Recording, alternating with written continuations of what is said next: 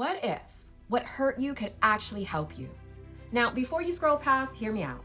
We've all been hurt. I've been hurt. Life throws things at us: disappointment, betrayals, even rejection. Sometimes it feels like the very thing that wounded us is the very thing that will warp our sense of worth and value. But what if I told you it doesn't have to? What if your pain doesn't have to hinder your purpose? What if it could prepare you for it? Take Joseph in the Bible, for example. Betrayed by his brothers, thrown into a pit, sold into slavery, falsely accused by his master's wife, then imprisoned and forgotten. But in every single one of those painful places, Joseph never lost sight of one thing: God was with him.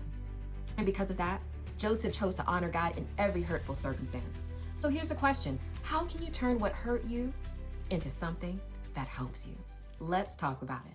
Here's step one: know God's heart, not just his hands. What do I mean by that?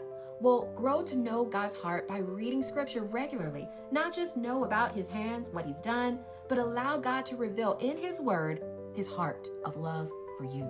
What he thinks, how he feels, there's a difference. Knowing about him is information, but knowing him personally, intimately, experientially, what he thinks and how he feels, even about you, will stir your heart with reverence, awe, and love, even in the middle of pain. 2, when you truly know God, you begin to see his love for you even in the hurting. You may not feel it in the moment, but faith isn't always about feelings. It's about trusting truth, trusting his heart even when you can't trace his hand. He cares. Besides, he sent Jesus to die on the cross as one of the greatest displays of how much he cares about you and me. 3, knowing God means knowing his might, his strength. He is stronger than your struggles. He can turn situations around in an instant. The God who parts seas, raised the dead, shuts the mouth of lions, is the same God who walks with you, who walked with me in the middle of my despair. But when I recalled his great strength and knew that he cared, that turned everything around, friend. That was the difference in my journey towards breakthrough.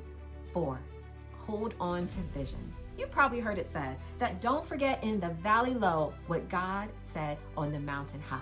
Here's a biblical case in point for that. Joseph had a vision, a dream from God long before the pain. And even when every circumstance said that dream is dead, Joseph believed. Why? Because he knew the one who gave him the dream, and that vision carried him through. God will give you a vision, a dream to hold on to, a future to hold and anchor your soul in. You know, it's also a reason to endure well with faith and integrity as you progress forward, especially in your soul. Now, I cannot continue without expounding upon the power of faith. Hebrews 12:1-2 says to throw off everything that hinders and the sin that so easily entangles, and run the race marked out for you with eyes fixed on the author and perfecter of your faith, who endured the hurt for the joy set before him. He endured and is now seated at the right hand of God. He is now seated in glory because of his faith in the vision that God gave him, the joy set before him.